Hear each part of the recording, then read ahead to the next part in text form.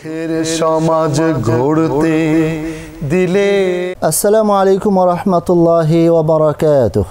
ইন্নাল হামদালিল্লাহ ওয়াসসালাতু ওয়াসসালামু আলা রাসূলিল্লাহ, আম্মা বা'দ। প্রিয় দর্শক শ্রোতা, যেখান থেকে এটিএন বাংলার পর্দায় পবিত্র মাহে রমাদানের বিশেষ আকর্ষণ আল কুরআনে আদেশ নিষেধ দেখছেন, সকলকে জানাই আন্তরিক মোবারকবাদ। প্রিয় দর্শক, আপনারা জানেন যে মাহে রমাদান পবিত্র কোরআন নাজিলের মাস। রব্বুল ইজ্জত ওয়াল জালাল এই মাসেই কোরআনকে প্রিয় নবী মুহাম্মদুর রাসূলুল্লাহ সাল্লাল্লাহু আলাইহি ওয়াসাল্লামের মাধ্যমে বিশ্ব মানবতার জন্য নাজিল করেছেন। সুতরাং এই কোরআন নাজিলের মাসে আসুন আমরা জানি যে এই কোরআনে রব্বুল ইজ্জত ওয়াল জালাল আমাদের জন্য কি আদেশ রেখেছেন এবং কি নিষেধ রেখেছেন। প্রিয় দর্শক, আপনাদের জ্ঞাতার্থে জানাচ্ছি, আমরা অনেকেই মাহে রমাদানে আল কোরআনের খতম করে থাকি, আল কোরআনকে তিলাওয়াত করে থাকি বেশি বেশি, যেহেতু কোরআন নাজিলের মাস। সুতরাং এই আল কোরআনের তিলাওয়াতের ক্ষেত্রে একটি বিশেষ সময় চলে আসে। আমাদের হাফেজে কোরআনগণ খতমে তারাবিতে ওনারা তিলাওয়াত করেন, আমরা ওনাদের পিছনে শ্রবণ করে থাকি। আমরা জানব যে আজকের এই প্রথম রমাদানে আমাদের হাফিজ সাহেবগণ কোরআন মাজিদের প্রথম পারা সম্পূর্ণ এবং দ্বিতীয় পারার প্রথমার্ধ তিলাওয়াত করেছেন, যাতে রয়েছে সূরা আল ফাতিহা সম্পূর্ণ এবং সূরা আল বাকারা এর প্রথম আয়াত থেকে 203 নং আয়াত পর্যন্ত। প্রিয় দর্শক, আসুন মহান রব্বুল আলামিনের পক্ষ থেকে আমাদের জন্য যে আদেশগুলো আল্লাহ তাবারাকা ওয়া তাআলা নাজিল করেছেন তা আমরা জানি, মানার নিয়তে জানার চেষ্টা করি। আল্লাহ তাআলা আমাদের সকলকে তৌফিক দান করেন। রব্বুল ইজ্জত ওয়াল জালাল শুরুতেই ওনার নামে শুরু করার জন্য আমাদেরকে যে নির্দেশনা দিয়েছেন, যেই শিক্ষাটা দিয়েছেন, যে শিক্ষাটা আমরা পেতে পারি বা নেওয়া উচিত, সেটা হলো বিসমিল্লাহির রহমানির রহিম। যে কোনো কিছু আমরা আল্লাহ তাআলার নামেই শুরু করব। এবং মুহাম্মদুর রাসূলুল্লাহ সাল্লাল্লাহু আলাইহি ওয়াসাল্লাম আমাদের সকলের জন্য তিনি যেই শিক্ষা রেখে গেছেন যে যে কোনো বিষয় যদি আল্লাহর নামে শুরু করা হয় সেটা পূর্ণাঙ্গ হয়, আর যদি আল্লাহর নাম কোনো কাজে না থাকে সেই কাজটি কিন্তু অপূর্ণাঙ্গ থেকে যায়। সুতরাং বিসমিল্লাহির রহমানির রহিম দ্বারা আমাদের জন্য প্রত্যেকটি কাজ শুরু হয়। অথবা অনেকেই যারা আমরা হয়তো পুরোটা পড়তে সময় লেগে যায়, আমরা শুধু বিসমিল্লাহ বলতে পারি, আল্লাহর নামে শুরু হচ্ছে। এবং দেখেন, এই আল্লাহ তাআলার নামে যদি যে কোনো আমল করা হয় আল্লাহ তাআলার দয়া নাজিল হয়।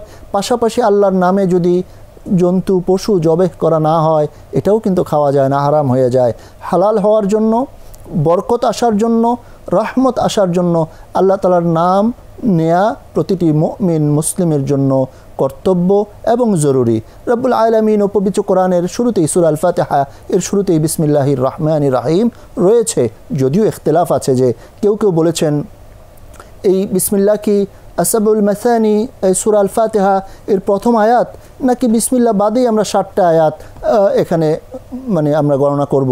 যাই হোক, কিন্তু এই 7 আয়াত বিশিষ্ট সূরা আল ফাতিহার ভিতরেই রব্বুল ইজ্জত ওয়াল জালাল আমাদের জন্য শুরুতেই তার প্রশংসা জ্ঞাপন করেছেন। এবং আমরা প্রত্যেকেই প্রতি রাকাত নামাজে, এমনকি আমাদের ছোট্ট ছোট শিশুরা, তারা যখন ছোটোবেলায় প্রথম কোরআনের সাথে তাদের পরিচয় ঘটে, তারাও কিন্তু মায়ের কাছ থেকে, বাবার কাছ থেকে, দাদার কাছ থেকে অবলীলায় তাদের প্রথম শিক্ষা হয়ে যায় আলহামদুলিল্লাহি রাব্বিল আলামিন। সমস্ত প্রশংসা রব্বুল আলামিনের জন্য, যিনি আল্লাহ তাবারাকা ওয়া তাআলা। প্রিয় দর্শক, রব্বুল আলামিন ওনার নামে সকল কাজ আরম্ভ করে তার প্রশংসা করতে হবে এবং একমাত্র আল্লাহ তাআলার উদ্দেশ্যে ইবাদত করতে হবে। আমরা পড়ি ইয়্যাকা না'বুদু ওয়া ইয়্যাকা নাস্তাঈন। রব্বুল আলামিনের নিকটই আমাদেরকে সাহায্য চাইতে হবে। সরল সঠিক পথে প্রতিষ্ঠিত থাকার জন্য আল্লাহ তাবারাকা ওয়া তাআলার নিকট হিদায়াত কামনা করতে হবে, হিদায়াত চাইতে হবে আল্লাহ তাআলার কাছে। এবং যারা আল্লাহ তাআলার পক্ষ থেকে নিয়ামত প্রাপ্ত, তাদের যেই পথ, সেই পথ আল্লাহ তাআলার কাছে কামনা করতে হবে। ইয়াহুদি নাসারা যারা অভিশপ্ত, যারা পথভ্রষ্ট, তাদের পথ আল্লাহ তাআলার কাছ থেকে, তাদের পথ থেকে আল্লাহর কাছে পানাহ চাইতে হবে যে তাদের পথে যেন আল্লাহ তাআলা আমাদেরকে কখনো না দেখান, না নেন। এভাবেই একজন মানুষ রব্বুল আলামিনের কাছে তার আবেদন করবে, যা সূরা আল ফাতিহাতে আল্লাহ তাবারাকা ওয়া তাআলা আমাদেরকে শিক্ষা দিয়েছেন। অতঃপর সূরা আল বাকারায় আমাদের যে বিষয়টি শুরু থেকেই চলে এসেছে, আল্লাহ তাআলা ইরশাদ করেছেন যালিকাল কিতাবু লা রাইবা ফিহি, এটা এমন একটি কিতাব যাতে কোনো সন্দেহ নেই। সুতরাং কোরআনে কোনো সন্দেহ করার সুযোগ নেই, সন্দেহ করা যাবে না। মুত্তাকিগণ, যেহেতু এটা হুদাল লিল মুত্তাকিন, মুত্তাকিগণ কোরআন থেকে হিদায়াত গ্রহণ করতে হবে। মুত্তাকিগণ অদৃশ্য বিষয়ে ঈমান আনতে হবে। মুত্তাকিগণকে সালাত কায়েম করতে হবে। মুত্তাকিগণকে আল্লাহ প্রদত্ত জীবিকা থেকে, অর্থাৎ হালাল জীবিকা থেকে তাকে ব্যয় করতে হবে। মুত্তাকিগণ পূর্বাপর আগের যত আসমানি কিতাবসমূহ আছে, সেই আসমানি কিতাবসমূহের প্রতি তাদেরকে যথাযথ বিশ্বাস স্থাপন করতে হবে এবং আখেরাতের প্রতি বিশ্বাস স্থাপন করতে হবে, কারণ এগুলো আমাদের ঈমানের অত্যন্ত গুরুত্বপূর্ণ অংশ।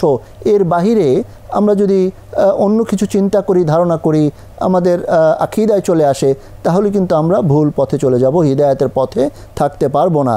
এই জন্য দুনিয়াতে যারাই এই পথ বাদ দিয়ে অন্য পথ নিয়েছে তারা কিন্তু মুনাফিক, তারা কাফির, তারা মুশরিক। এই জন্য অবশ্যই অশান্তি সৃষ্টিকারী মুনাফিকদের থেকে সাবধানতা অবলম্বন করতে হবে, অর্থাৎ তাদের পথে যাওয়া যাবে না, তাদের সাথে সম্পর্ক রাখা যাবে না। অবশ্য দ্বীনের দাওয়াত দেওয়ার জন্য তাদেরকে যদি তাদের সাথে বাহ্যিক সম্পর্ক রাখতে হয়, এতে কোনো অসুবিধা নেই, কিন্তু তাদেরকে দাওয়াতের পথে হিকমতের সাথে তাদেরকে দাওয়াত দিতে হবে। এবং যারা নির্বোধ মুনাফিক, তাদের কাছ থেকেও সাবধানতা অবলম্বন করতে হবে। মুত্তাকি হওয়ার জন্য রব্বুল আলামিনের ইবাদত করতে হবে। কোরআনের প্রতি যদি কারো সন্দেহ চলে আসে, তারা কিন্তু কোরআনের এই চ্যালেঞ্জ আল্লাহ রব্বুল আলামিনই তাদেরকে দিয়েছেন যে তোমরা কোরআনের ন্যায় আরেকটি সূরা এনে দেখাও। সুতরাং তাদেরকে বলতে হবে যে এই কোরআনকে তোমরা যদি অমান্য করো, তাহলে কোরআনের ন্যায় অনুরূপ যদি তোমাদের কাছে কিছু থাকে দেখাও। তারা কখনোই কোশ্চিনকালেও কোরআনের অনুরূপ বা সমকক্ষ কোনো কিছুই তারা দেখাতে পারবে না। মুমিনগণ এবং সালেহিনদের জন্য স্থায়ী জান্নাতের সুসংবাদ দিতে হবে। যারা মুমিন, যারা সালেহিন, নেককার, তাদের জন্য স্থায়ী জান্নাত রয়েছে। এবং যারা কোরআনের প্রতি কোরআন সন্দেহ করে, তাদেরকে জাহান্নামের আগুনের ভয় দেখাতে হবে।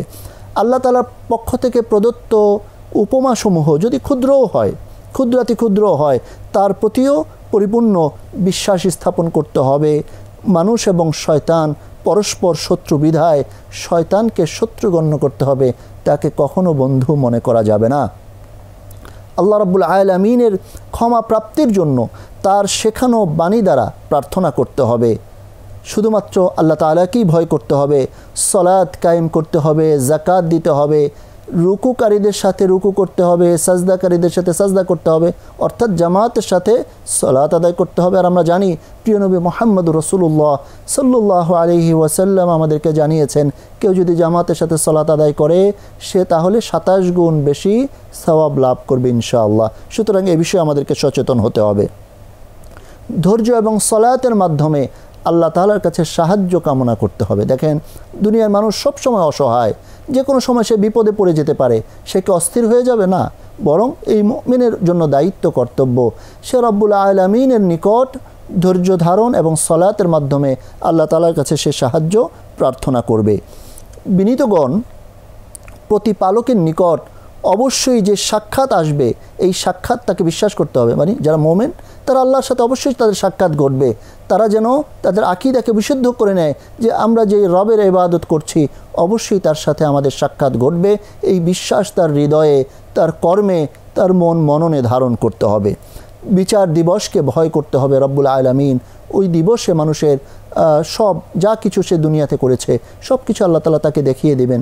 সুতরাং ওই দিনকে ভয় করে সে যেন দুনিয়ার জীবনে সংশোধিত হতে পারে, এই চেষ্টা তাকে করতে হবে।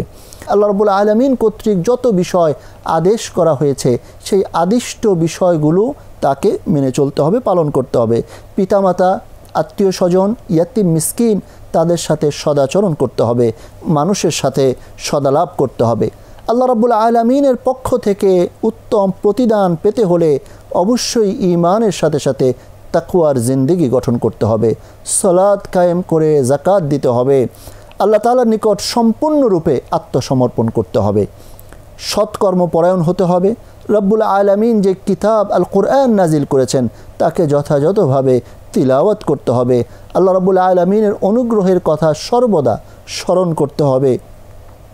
বিচার দিবসে জবাবদিহিতার জন্য আল্লাহ তাবারাকা ওয়া তাআলার নিকটই ভয় করতে হবে। আল্লাহ তাআলার নিকটই আমাদের রব্বুল আলামিনের নিকট যে আমরা দাঁড়াবো, জবাবদিহিতার সম্মুখীন হব, এই বিষয়টি আমাদেরকে সবসময় স্মরণ রাখতে হবে এবং এই বিষয়টিকে ভয় করতে হবে।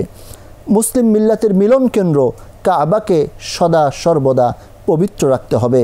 আল্লাহ রাব্বুল আলামিনের নিকট নিজেকে সমর্পণ করতে হবে এবং একনিষ্ঠভাবে হযরতে ইব্রাহিম আলাইহিস সালাম এর আদর্শকে অনুসরণ করতে হবে। আল্লাহ রাব্বুল আলামিন পূর্ববর্তী যত রসুলগণের প্রতি কিতাব নাজিল করেছেন এবং আল্লাহ তাআলা আমাদের প্রতিও যে কোরআন নাজিল করেছেন, এই সকল কিতাবের প্রতি যথাযথভাবে বিশ্বাস স্থাপন করতে হবে। হিদায়াত লাভের জন্য পরিপূর্ণভাবে ঈমান আনতে হবে। আল্লাহ তাআলার রঙে রঙিন হতে হবে। রব্বুল আলামিন যে আখলাকে আমাদেরকে সবসময় আখলাকের চর্চা করতে বলেছেন, সেই আখলাকের ধারক বাহক হতে বলেছেন, সেই আখলাককে ধারণ করতে হবে এবং মানুষের সাথে সেই আখলাক উত্তমভাবে আখলাকের বহিঃপ্রকাশ নিজের কর্মে ঘটাতে হবে, যেন মানুষ আমাদেরকে দেখে বুঝে যে এটাই ইসলামী আচরণ, এটাই ইসলামের সৌন্দর্য। এটা যেন আমাদের দ্বারা দেখে তারা বুঝতে পারে এই সৌন্দর্য, এই সুগন্ধি আমাদের আচরণের মাধ্যমে, আখলাকের মাধ্যমে ছড়িয়ে দিতে হবে। পৃথিবীর যে কোনো প্রান্তেই একজন মুমিন মুসলিম থাকুক না কেন, তাকে অবশ্যই বাইতুল্লাহ এবং আল মসজিদুল হারাম এর দিকে ফিরে সলাত আদায় করতে হবে। সে যদি আসমানেও থাকে তাকেও কিন্তু কিবলামুখী হয়ে সলাত আদায় করতে হবে।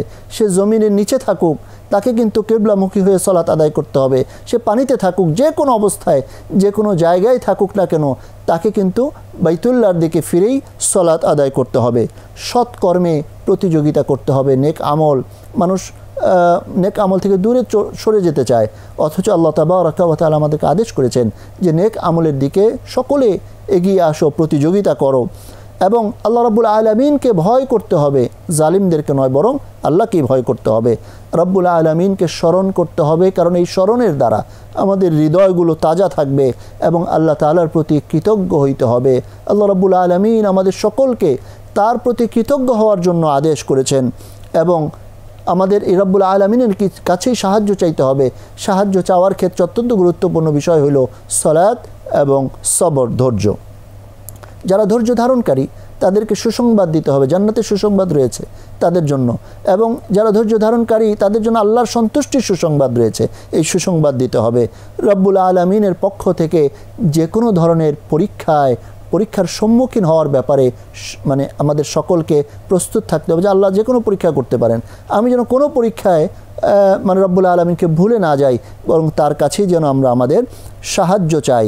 এবং নিদর্শন হিসেবে আল্লাহ তাআলার সৃষ্টি তত্ত্ব নিয়ে জ্ঞানবানদের চিন্তা করতে হবে, গবেষণা করতে হবে। পৃথিবীর কেবলমাত্র বৈধ ও পবিত্র খাদ্যবস্তু আহার করতে হবে, হারাম কিছু খাওয়া যাবে না। রব্বুল আলামিনের পক্ষ থেকে যে অবতীর্ণ বিষয় আছে এর প্রতি যথাযথ বিশ্বাস স্থাপন করতে হবে। সত্যপরায়ণদের জন্য রব্বুল আলামিন যে গুণাবলী রেখেছেন তার ভিতরে ঈমান আনয়ন, দান খয়রাত করা, সালাত কায়েম করা, যাকাত আদায় করা, প্রতিশ্রুতি রক্ষা করা, ধৈর্য ধারণ করা, এই সকল গুণাবলী তাকে অর্জন করতে হবে। এবং মুত্তাকি হওয়ার জন্য একজন মুত্তাকি যে ধরনের গুণাবলীগুলো থাকা প্রয়োজন, তার ভিতরে অবশ্যই যত নেক বিষয়গুলো তার ভিতরে থাকবে এবং আল্লাহ রাব্বুল আলামিনের পরিপূর্ণ ভয় থাকবে, তখন তার দ্বারা ভালো ভালো কাজ হবে এবং এটাই আল্লাহ তাআলা পছন্দ করেন। ওই বিষয়ে আমাদের সকলকে সচেতন হতে হবে। কিসাস, রব্বুল আলামিন আমাদের সকলকে জানিয়েছেন খুনের বদলাস্বরূপ কিসাসের রক্তপণের বিধান কায়েম করতে হবে। মুত্তাকিনদের জন্য ওসিয়তের বিধান কায়েম করতে হবে। ওসিয়তের ব্যাপারে পক্ষপাতিত্ব বা অন্যায় আশঙ্কা পরিলক্ষিত হলে মীমাংসা করে দিতে হবে। ফরজ বিধান হিসাবে পবিত্র মাহে রমাদানে সিয়াম সাধনা করতে হবে। আমরা যে মাহে রমাদানে সিয়াম সাধনা করি, এটা আল্লাহ রাব্বুল আলামিনের পক্ষ থেকেই মুমিনদের জন্য আদেশ যে তোমাদের জন্য সিয়ামকে ফরজ করা হয়েছে, আবশ্যক করা হয়েছে, যেমনিভাবে পূর্ববর্তীদের জন্য করা হয়েছিল, কারণ তোমরা এ থেকে তাকওয়া অর্জন করতে পারবে। ফরজ সিয়াম পালনে যারা অক্ষম তারা ফিদিয়া আদায় করবেন। ফিদিয়া হলো একদিনের সাওমের পরিবর্তে একজন মিসকিনকে দুবেলা পেট ভরে খাওয়ানো, এটাই হলো ফিদিয়া। যারা অক্ষম তারা ফিদিয়া আদায় করবেন। অসুস্থ অবস্থায় ফরজ সিয়াম ভঙ্গ হলে অন্য সময়ে তা আদায় করে নিতে হবে। সফর অবস্থায় ফরজ সিয়াম ভঙ্গ হলে তা অন্য সময় আদায় করে নিতে হবে। সঠিক পথে চলার জন্য আল্লাহর আহ্বানে সাড়া দিতে হবে। আল্লাহ রাব্বুল আলামিনের বিধিবদ্ধ বিষয় অনুসন্ধান করতে হবে এবং সকাল থেকে সন্ধ্যা, ফজর থেকে মাগরিব পর্যন্ত সূর্য আমাদেরকে সিয়াম সাধনা করতে হবে। মুমিনদের বিরুদ্ধে যদি কেউ যুদ্ধ ঘোষণা করে, আল্লাহর পথে তাদের বিরুদ্ধেও যুদ্ধ ঘোষণা করতে হবে। মুসলমানদের যারা বহিষ্কার করবে, কর্তৃত্ব এলে মুসলমানগণও তাদেরকে বহিষ্কার করবে। এটা হলো আর কি যুদ্ধক্ষেত্রের মাসআলা। এটা রব্বুল আলামিন আমাদেরকে জানিয়েছেন। ফিতনা দূর না হওয়া পর্যন্ত কাফিরদের বিরুদ্ধে জিহাদ করতে হবে, লড়াই করতে হবে। আল্লাহ তাআলার দ্বীন কায়েম না হওয়া পর্যন্ত কাফেরদের বিরুদ্ধে যুদ্ধ করতে হবে। পবিত্র মাসসমূহে কেউ মুসলিমদেরকে আক্রমণ করলে তাদেরকে অনুরূপ আক্রমণ করতে হবে। যেমন পবিত্র মাস 4টি, আশহুরুল হরম, জিলকাদ, জিলহাজ, মুহররম এবং রজব। আল্লাহকে ভয় করতে হবে, আল্লাহর পথে ব্যয় করতে হবে এবং হজে যদি কেউ বাধাগ্রস্ত হয় তাহলে কোরবানির মাধ্যমে ইহরাম ভঙ্গ করতে হবে। প্রিয় দর্শক, এতক্ষণ এই সূরা ফাতিহা এবং আল বাকারায় যতগুলো আদেশ শুনলাম, একইভাবে কিন্তু বেশ কিছু নিষিদ্ধ বিষয় রয়েছে। আসুন আমরা জানার চেষ্টা করি। তার ভিতরে হলো পৃথিবীতে অশান্তি সৃষ্টি করা যাবে না, জেনে শুনে কাউকে আল্লাহ তাআলার সমকক্ষ দাঁড় করানো যাবে না, শিরক করা যাবে না, আল্লাহর সাথে কৃত অঙ্গীকার ভঙ্গ করা যাবে না, আল্লাহ কর্তৃক আদিষ্ট সম্পর্ক ছিন্ন করা যাবে না, পৃথিবীতে বিপর্যয় সৃষ্টি করা যাবে না, আল্লাহ রাব্বুল আলামিনকে অস্বীকার করা যাবে না, আল্লাহ তাআলার হুকুম না মেনে অহংকার করা যাবে না, কারণ এটা শয়তানের কাজ। অহংকার শয়তান করবে, হুকুম না মেনে অহংকার করা যাবে না। আল্লাহ তাআলার নির্দেশিত সৎ পথের অনুসারীগণকে দুশ্চিন্তাগ্রস্ত হওয়া যাবে না, তারা দুশ্চিন্তাগ্রস্ত হবে না। আল্লাহর আয়াতকে তুচ্ছ মূল্যে বিক্রি করা যাবে না, সত্যকে মিথ্যার সাথে সংমিশ্রণ করা যাবে না, জেনে শুনে সত্য গোপন করা যাবে না। মানুষকে সৎ কাজে আদেশ করে নিজে ভুলে গেলে চলবে না। মন গড়া কিতাব রচনা করে আল্লাহ তাআলার নামে প্রচার করা যাবে না। পরস্পরের সাথে পরস্পরের মাঝে রক্তপাত করা যাবে না। আপনজনকে দেশান্তর করা যাবে না। কিতাবের কিছু অংশ বিশ্বাস আর কিছু অংশ অবিশ্বাস, এই কাজ করা যাবে না। জাদু নিজে শিখা, অন্যকে শিখানো, এই কাজ করা যাবে না, এটা শয়তানের কাজ। মসজিদ সমূহে আল্লাহর নাম নেয়ার ক্ষেত্রে বাধা প্রদান করা যাবে না। মসজিদকে ধ্বংস করা যাবে না। ইহুদি খ্রিস্টানদের খেয়াল খুশির অনুসরণ করা যাবে না। জালিমদেরকে নেতৃত্বের আসনে বসানো যাবে না। মুসলিম না হয়ে মৃত্যুবরণ করা যাবে না। প্রতিপালকের পক্ষ থেকে সত্যের ব্যাপারে সন্দিহান হওয়া যাবে না। আল্লাহর পথে যারা শহীদ হয়েছেন তাদেরকে মৃত মনে করা যাবে না। আল্লাহ তাআলার কিতাবের স্পষ্ট বিষয়সমূহকে গোপন করা যাবে না। শয়তানের পদাঙ্ক অনুসরণ করা যাবে না। পূর্বপুরুষদের অসৎ পথকে অনুসরণ করা যাবে না। মৃত জন্তু, রক্ত, শূকরের গোশত আল্লাহর পরিবর্তে অন্যের নামে জবাইকৃত জন্তু হারাম, সুতরাং তা খাওয়া যাবে না। আল্লাহ তাআলার নাজিলকৃত বিধানাবলী গোপন করে রাখা যাবে না। ওসিয়তের বিধানকে পরিবর্তন করা যাবে না। ইতিকাফ অবস্থায় স্ত্রীর সাথে স্বামী স্ত্রী সুলভ আচরণ করা যাবে না। আল্লাহ তাআলার সীমারেখা অতিক্রম করা যাবে না। পরস্পরের সম্পদ অন্যায়ভাবে আত্মসাৎ করা যাবে না। যুদ্ধক্ষেত্রে সীমা লঙ্ঘন করা যাবে না। নিজেদেরকে ধ্বংসের ভিতরে ফেলা যাবে না। এবং হজের সময় স্ত্রীর সাথে স্বামী স্ত্রী সুলভ আচরণ এবং ঝগড়া বিবাদ, পাপাচার ইত্যাদি করা যাবে না। প্রিয় দর্শক, কোরআন মাজিদ একটি গভীর সমুদ্র। এখানে রব্বুল আলামিন প্রতিটি জায়গায় আমাদের জন্য বেশ কিছু আদেশ এবং নিষেধ রেখেছেন, আমাদের জন্য অত্যন্ত গুরুত্বপূর্ণ এই বিষয়গুলো। সুতরাং আমরা ইনশাআল্লাহ, আপনারা আমাদের সাথে থাকবেন ধারাবাহিকভাবে। এই খতমে তারাবিতে আমাদের হাফিজ সাহেবগণ প্রতি রজনীতে যে অংশটুকু তেলাওয়াত করেন, আমরা সেই অংশের আদেশ এবং নিষেধসমূহ আপনাদেরকে একইভাবে জানানোর চেষ্টা করব। আগামী রজনীতে আবারও আমাদের সাথে আপনারা থাকবেন এই কামনা করছি। পাশাপাশি আল্লাহ রাব্বুল আলামিন আমাদের সকলকে আজকে যে আদেশগুলো আমরা শ্রবণ করলাম এবং যে নিষেধগুলো জানলাম, আদেশগুলোকে মানার এবং নিষেধগুলো থেকে নিজেদেরকে, নিজেদের পরিবারকে, নিজেদের অধীনস্থদেরকে বাঁচিয়ে রাখার, হেফাজতে রাখার তৌফিক দান করেন। ওয়া আখিরু দাওয়ানা আনিল হামদুলিল্লাহি রাব্বিল আলামিন। ওয়াসসালামু আলাইকুম ওয়া রাহমাতুল্লাহি ওয়া বারাকাতুহু।